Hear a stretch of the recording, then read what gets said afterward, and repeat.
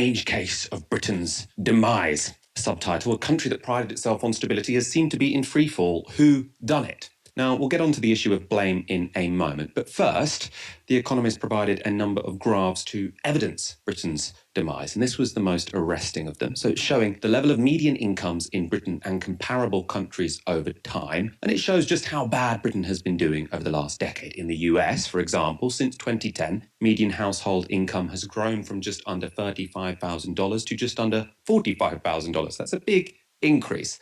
In the UK, the median household gets by on only $28,000. So $45,000 in the US, $28,000 in the UK. As you can see, since 2008, our incomes have been overtaken by Germany and France. We used to have higher incomes and then we don't anymore, and the gap is growing. What's more, for most people, the reality is even worse than what's shown there. That's because, as well as having lower average incomes than similar countries, we also have higher levels of inequality. This was Torsten Bell from the Resolution Foundation speaking to the News Agents podcast late last year.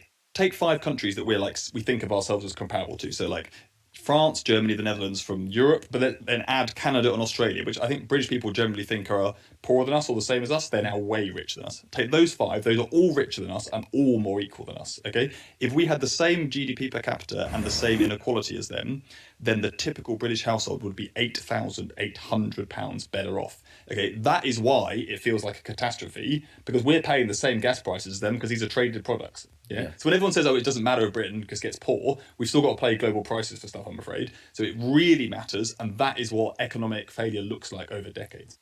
So did you catch that? If we had the same GDP per capita and the same levels of equality as the average of Canada, Australia, Germany, France, and the Netherlands, the average household in the UK would be £8,800 better off. £8,800 better off.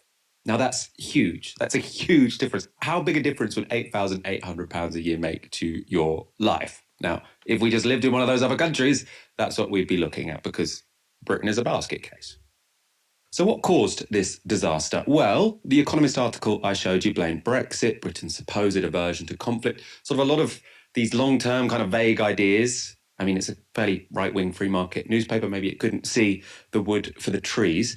I think Britain's other main financial paper, though, had a much better explanation. Now, just before Christmas, the chief data reporter at the Financial Times declared this: Britain's winter of discontent is the inevitable result of austerity. A decade of Tory spending cuts left the country vulnerable to the external shocks of the past 2 years. John Byrne-Murdoch provided a number of very useful charts to prove his point there.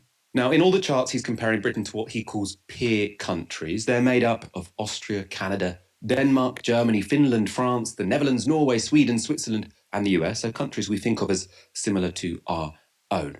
Now, in this chart, you can see how wages have changed relative to those peer countries over time in Britain. But unlike The Economist, the FT have marked when Labour and the Tories were in power. So as you can see, under the 1997 to 2010 Labour governments, British wages rose above the average of those peer countries.